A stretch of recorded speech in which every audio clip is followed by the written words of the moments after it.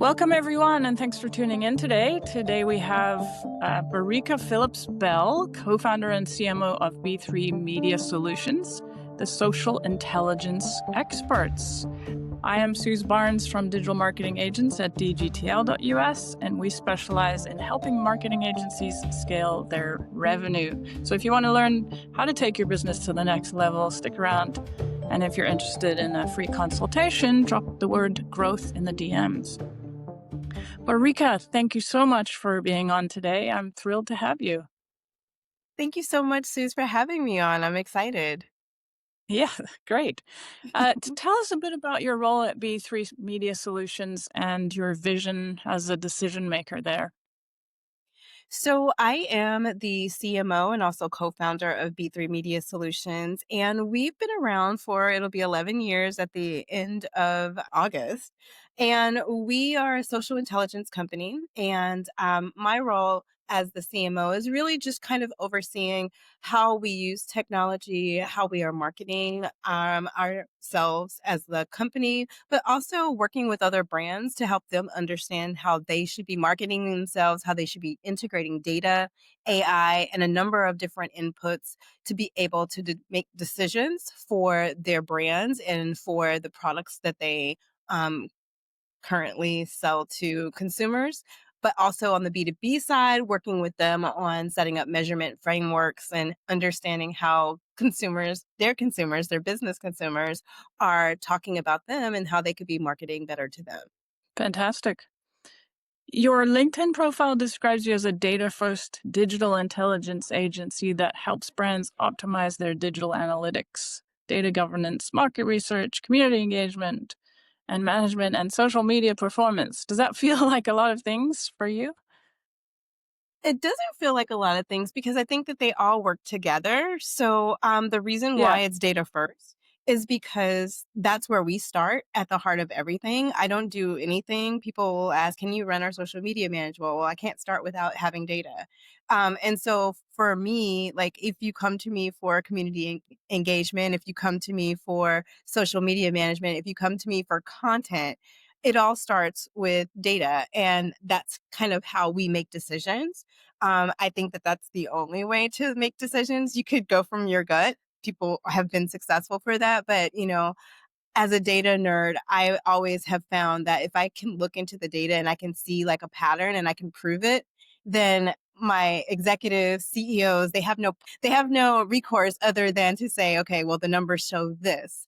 And so no matter what service that I'm giving or providing, I always start there. I love it. Data first. I believe the same thing. And I also call myself a data nerd, by the way. So I mean, you're in good company. you can't argue with numbers, but I mean, No, but people do. But yeah, so exactly. I definitely I am a self-proclaimed data nerd. I have someone that I follow. I don't know if you know Avinash Kaushik, but Oh, he mentioned once, you know, don't rely on the hippo, and the hippo stands for the highest paid person in the room. mhm, They don't always know what the best decision is. It's actually what the data tells you, right? It's what your audience tells you exactly. is going to be the best way to go. So, often people just go with whatever the CEO says, but it's not always the best decision. And I mean, and sometimes it can be, but I think because how fast everything is moving today, like you really kind of had to have that rigor and have that process in place where you're understanding where people are, their emotions are changing, their money is changing, how they are looking at things, and that all affects how brands should come across in marketing and messaging. So yeah, I absolutely agree. Like to simply rely on just because they said it is not it's not enough now. Exactly. Yeah, for sure. Before we got on the show today, we talked a little bit about social listening, and you have a different sort of approach to that. You talked about cultural listening.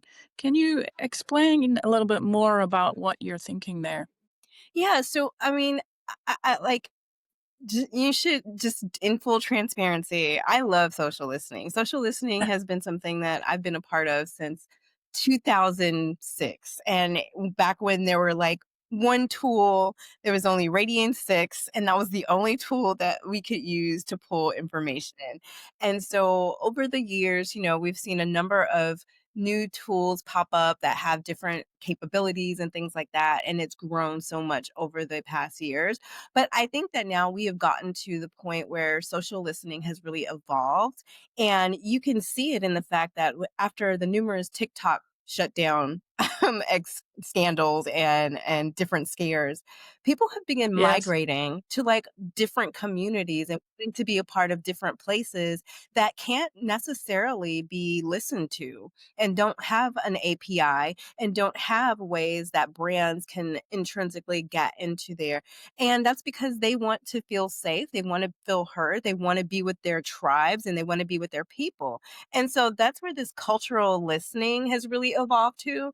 And so for me, a lot of brands come to us asking about trend reports. They want to know what the trends are before. They want to know what people are talking about. But a lot of times, those conversations don't have their names on it. So for cultural listening, for how we use it, is that social listening, it tells you what happened and has a name on it. But before social listening is even employed now, like we like to go in culturally and say, what are the conversations people are having in and around the space that your brand could appear? What are the things that they're talking about? What are their motivations? What's really keeping them up at night that have nothing to do with your brand, that we can then take as a human through the help of AI and really distill down, like, these are primary motives. These are like basic things that they are looking for, that they're interested in, that they're talking about, influencers that are naturally influencing this conversation, brands that naturally spill over into that.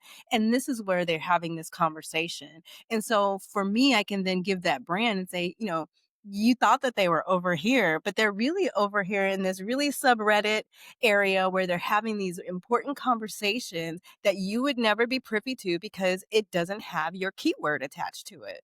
And these are the motivations that they're looking for and the reasons why they're supporting the brands that they do that you don't even know about.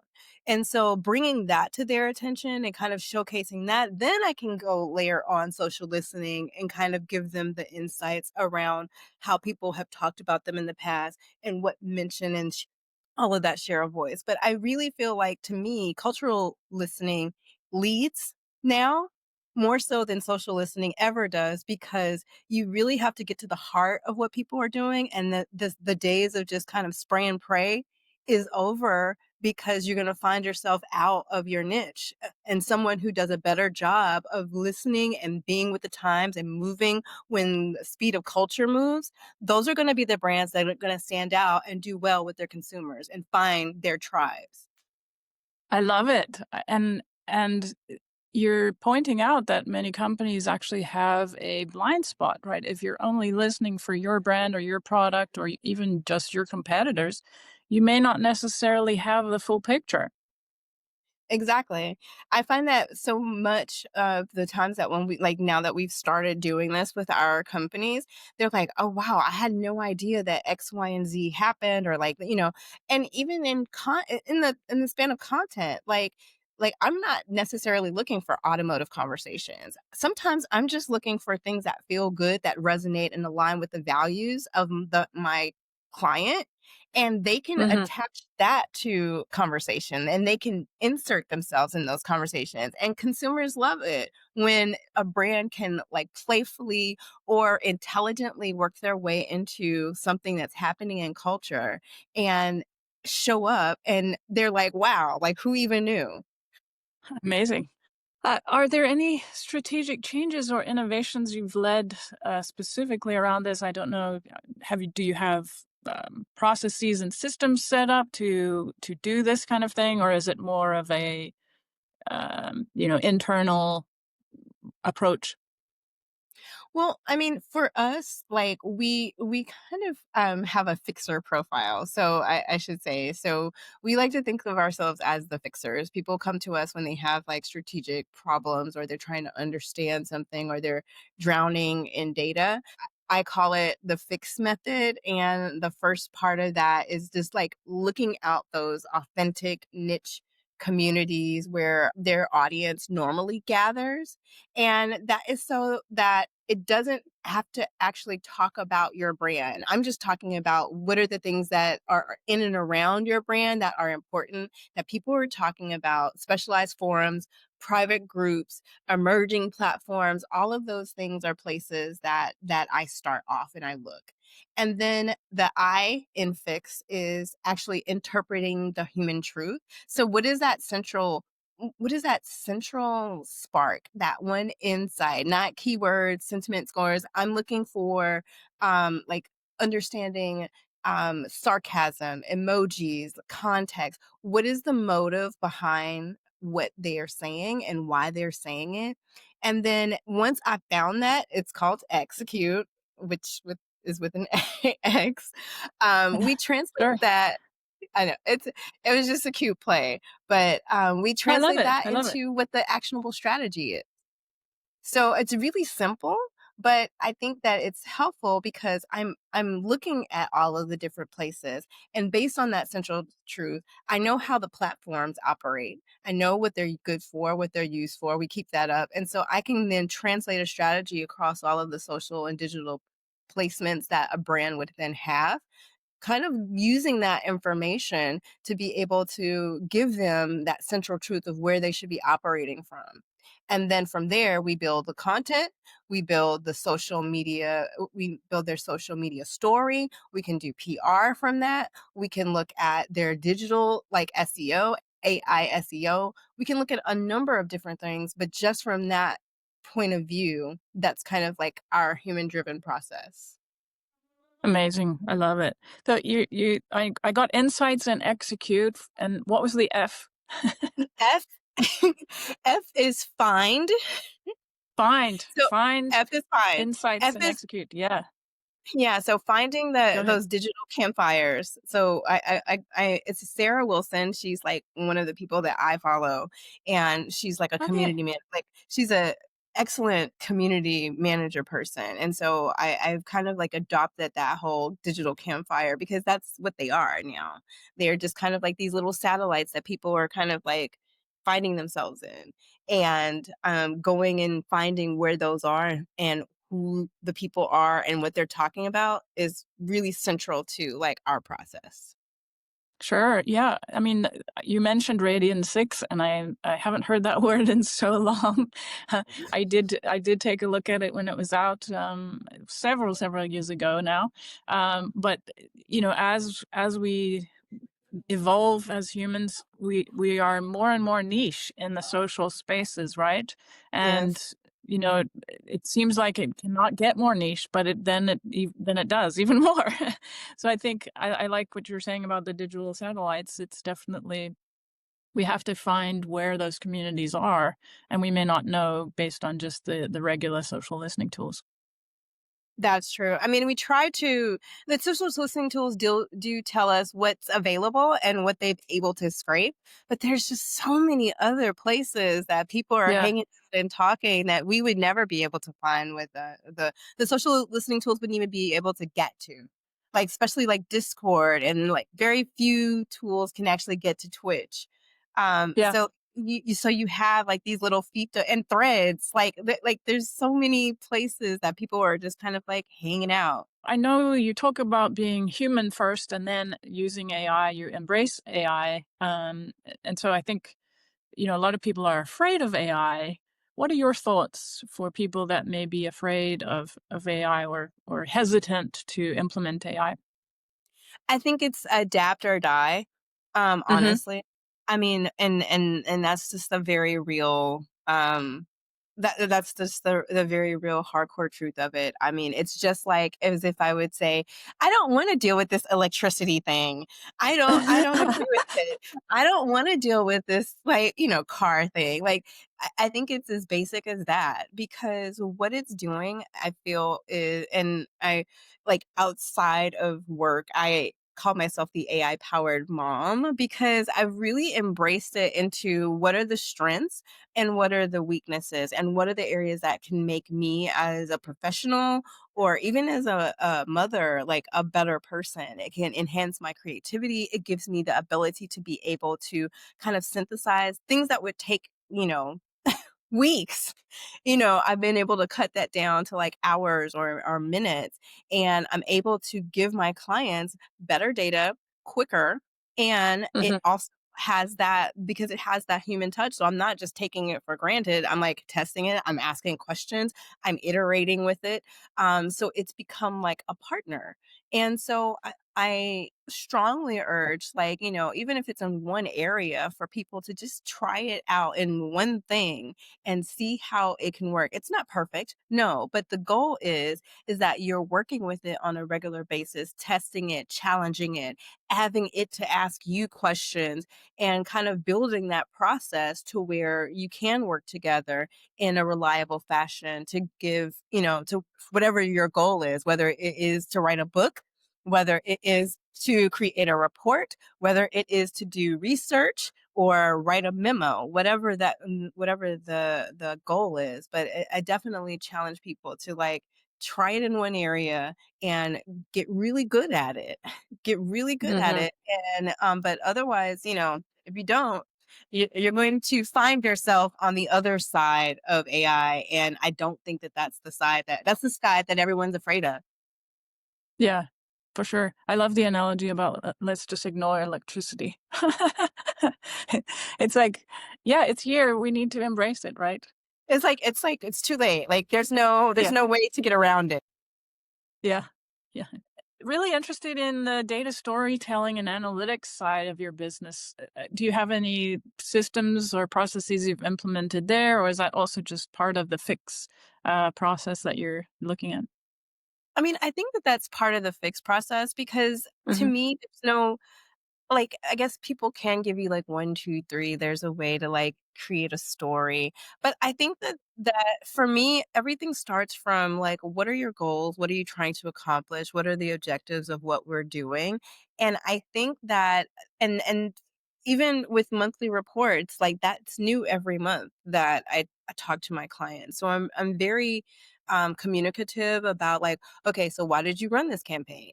What was the purpose? What was your goal? What were you trying to get out of it? Because before I spin a story that this campaign fell really flat just based on the numbers, if the goal Yeah, was really to get exposure and to make sure people saw it, then you've accomplished your goal and this was done really, really well. Now, if you wanted people to actually talk about your product and that was a part of the goal, then I've had numerous reports like that where I've had great job getting awareness out there, but nobody talked about your product. You had like 3 product mentions. It's so hmm, massive failure on that part of it. Here are ways that we can improve upon that. But I think with the storytelling, it really stems from, what their goals and their objectives are. And from there, I can use the data to kind of take people on a journey of like, this is where it started. You've added these influencers, they've helped to massive amplify the reach and get consumers talking about consideration around this product. Or it could be story based for the actual client because sometimes they are trying to understand what is the story of this audience. And so understanding the goal yeah. allows me to craft the story and make the data sound less about 32,000 mentions and 22 likes. And, it's less about that. It's more about did they do what you wanted to do, what you wanted them to do? Did they go where you wanted them to go? How did you get them there? What inspired them to go there? And making sure that that part is the part that is really resonating with our clients. Super insightful. Most of the time, executives are, given an executive summary that just has the numbers in it, and maybe that's not exactly what they need. They need more about is what we're doing as the campaign manager actually accomplishing the goal, and is the goal actually what is needed for the business, right? I think a lot of times we've had to reset like goals. Yeah. Just because once we find out, like, so I've had to do that numerous times on reports where it's like, well, this was the goal. Okay, well, let's change the goal because this is like it kind of like, not that they want to change the story, but sometimes you have management that, like, is very critical if you don't meet your deadlines. And then Yeah. sometimes you have people who, just want to make the story look good. And I really hate that Mhm. because I think the story Uh-huh. is what it is. And there's always the seed of learning and opportunity from how, like, you can make it better. But I Yeah. definitely feel that with a lot of brands, they have so much information that I believe in simplifying it to like the very basics. Did we hit this objective? Did you meet this? And like if I could simplify it down for them so that they know exactly if one or is not, like, for executive, they don't have time to read 48-page reports. They just want Yeah. distill it down for me. And so I think that that also includes a good amount of storytelling and the ability to synthesize in a way that makes sense but still makes it actionable. Absolutely. And if you're not telling the truth, if you're sort of skewing the numbers in your favor, for the purpose of looking good per se, you're probably not moving the needle on the business. You're probably not fixing what needs to be fixed. Let's move on to some industry trends. What major shifts are you seeing in your industry right now? I'm just seeing a lot of money being shifted away from Google Ads. And I think a big component of that Hmm. is definitely around the AI generated insights that Google now has. So I'm seeing like us shifting more money into like meta ads specifically, because there's just much better ROI on the investment of that. And so I definitely, to a point, for many clients, especially localized businesses that have like really really small budgets, that shift completely makes sense because you are seeing a lot less of consumers like clicking on that because they don't see your brand, they don't see your ad anymore. Also, I am definitely seeing an uptick in that AI SEO and a kind of like people getting rid of Hmm. SEO. Like that whole like because of the fact that, the keywords aren't meaning as much as they used to anymore. And so really gearing up on making sure that that content marketing, YouTube, podcasts, all of those things are kind of like brands need to be everywhere. Like you Yeah. can't just be on your blog or on your YouTube channel. You really do have to be everywhere and have conversations everywhere, because that is how AI is being able to take all of that information, synthesize it, and when people have questions, surface them up. It's now search everywhere optimization, right? Not search engine optimization, search everywhere optimization. And that's so true because you do have to be everywhere. I loved what you were saying there. I think that that's the main that like for every brand. Like if you are not like avidly working on how can I get on Reddit, Quora, all of these different places besides your blog, making sure that you're putting out YouTube content, podcast content, content on your social media channel, like all of these things are being indexed to Yeah. be served up in large language models when people are having questions and really understanding. One of the tools that I love, love, love, love, Answer the Public.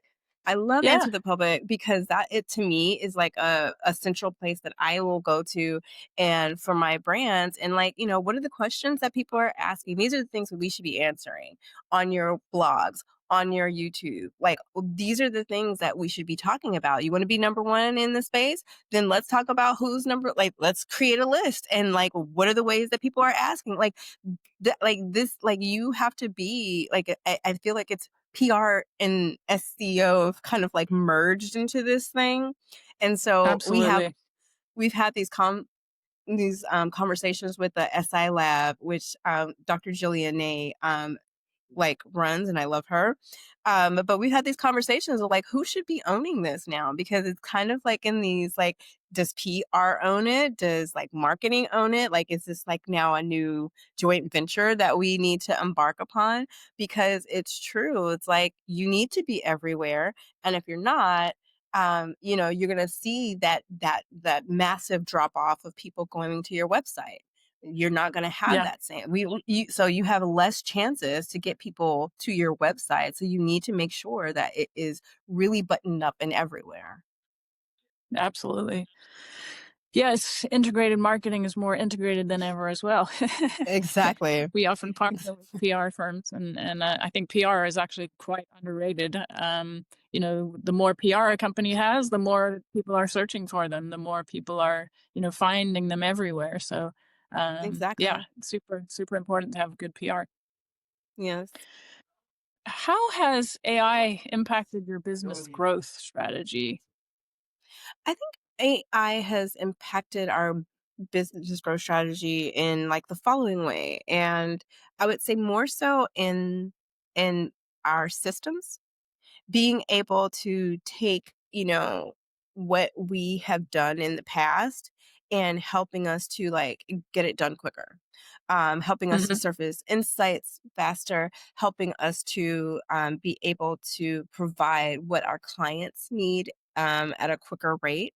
But I also think that AI has been like very instrumental in just allowing us to try new things, because before you would have such a heavy lift to create anything.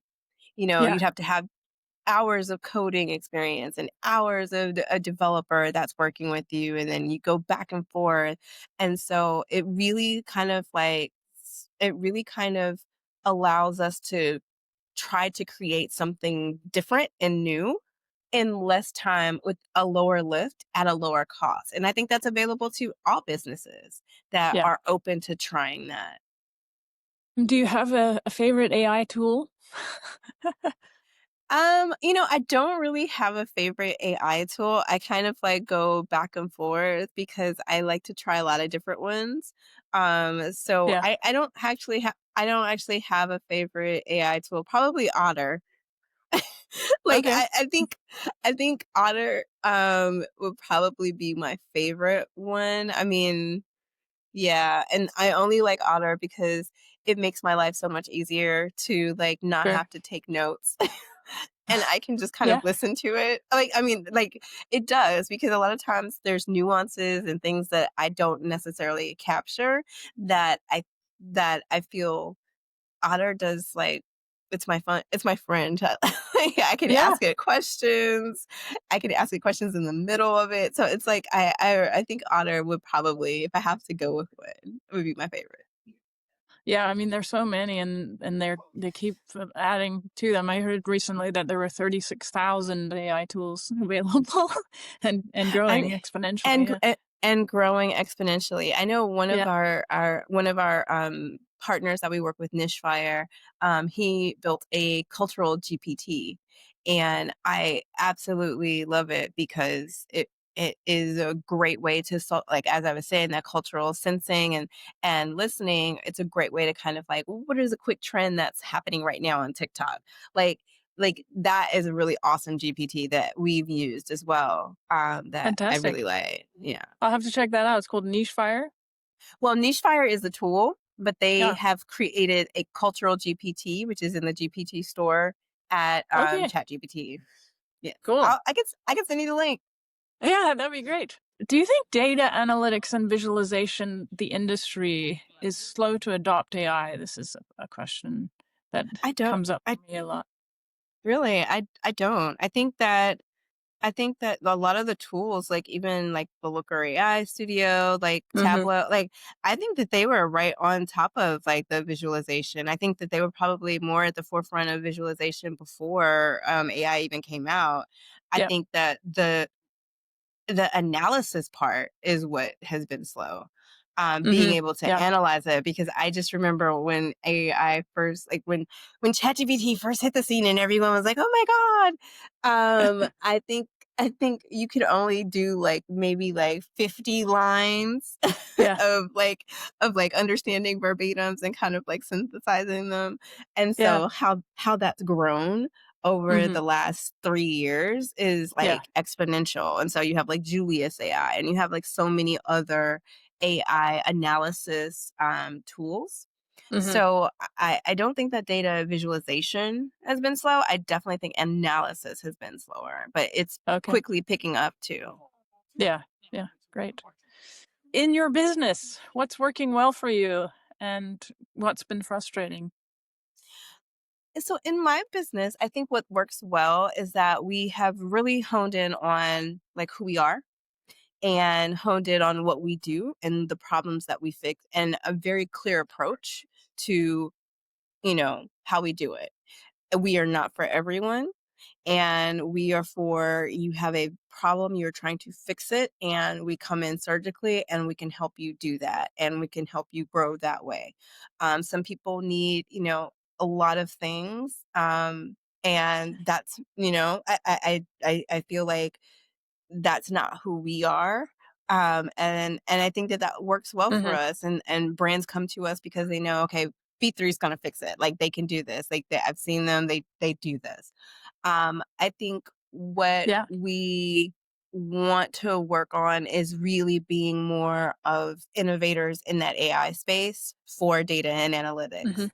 And really Okay. trying to make sure that, we are kind of like helping to lead the way in that aspect because I think that there's just so much growth and potential there. And we Mhm. don't even know we don't even know all the things that can potentially come from that. But I definitely feel that by being the explorers and kind of like continuing to have that fixer mentality, we'll be able to kind of like crack that as well. I definitely feel like, our team is growing because we've kind of like taken this approach. And Mhm. I feel like, in the next couple of months, that's something that, we want to be at the forefront of kind of like sharing and creating more of a dialogue with other agencies and digital analytics teams out there because this is the conversation that we're all dealing with. Yeah. Um, and it's like, how do we Awesome. get it to do more and be more accurate and provide more foresight and not, you know, going back and getting old insights? Yeah.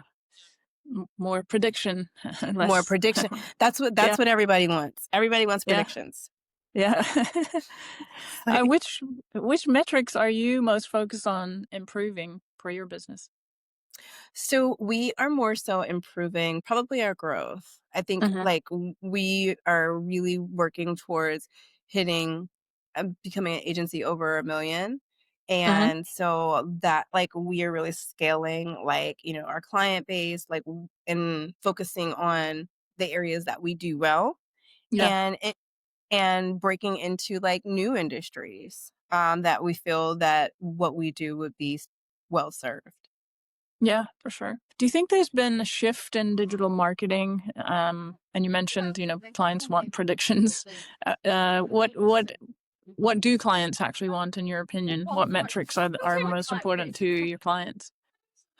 Well, I think that our clients they want a map. They don't want data. I think that Ah, they have a lot of data. They have so much data. They're starving in they are starving for direction, and they ah, don't have clarity. And so it's just like they have engagement, they have reach, they have traffic, but wait, what do they mean, and how do yeah, they take that for their next move, right? So they need somebody that can help them synthesize all this information into a clear map, an actionable map. So hmm, not another report. yeah, Um, I think that the other thing is that they're trying to understand motives, not just metrics.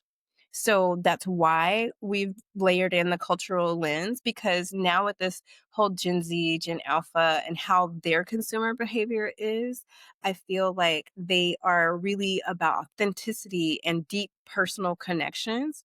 And so they are starting to realize that these metrics are surface level and they're tired of talking at their audience, and they really want to speak with them in order to find those, cultural moments and those nuances.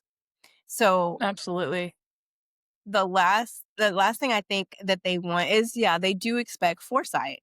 And the reason why I say that is because they're always asking, like, is what trends are out there? What's the next thing that's going to happen? They're always trying to have, like, understand the pre-trend. Like, I like, to me, like, if you remember the movie with Tom Cruise, the precogs, like, I kind of think of it like that.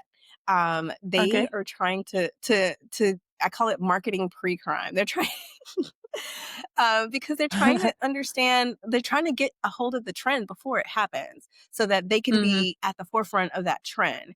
And so it's not Yeah. just about follow through anymore. It's about, can you find the trend quickly that's relevant to my business that I can hop on and ride and get notoriety or go viral? Like, whatever that measure is, but can I be first? Can I have first Yeah. movers advantage on this? Can I set the trend? How And do can we I set the set the trend of, trend? yeah, yeah, Exactly. So those are the things that I'm hearing that clients want. cool. I love what you were saying about the data and the data overload is, and I just thought of data everywhere and not an insight, right? Night It's like and insight. there's I love that.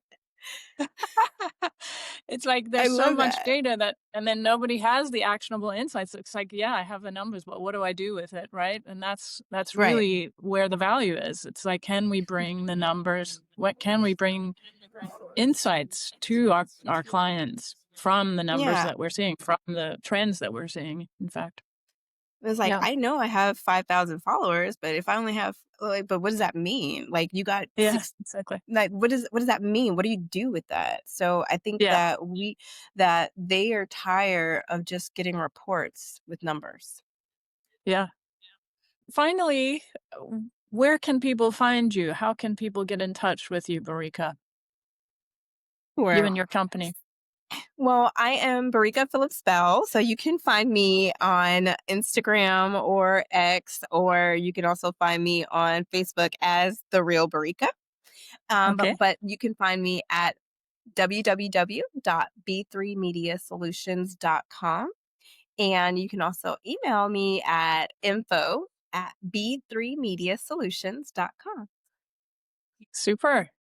Thank you so much for your participation today. The insights have been phenomenal, and I've learned so much, and I really appreciate you sharing as much as you did. I'm super interested in all of the things that you're up to and hope to continue following along your journey here. Wishing you much success.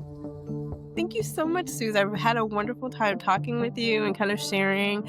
And I love to talk to you sometime and pick Yeah, your brain and get more sure. information about, like, everything. But I had a wonderful time hanging out with you.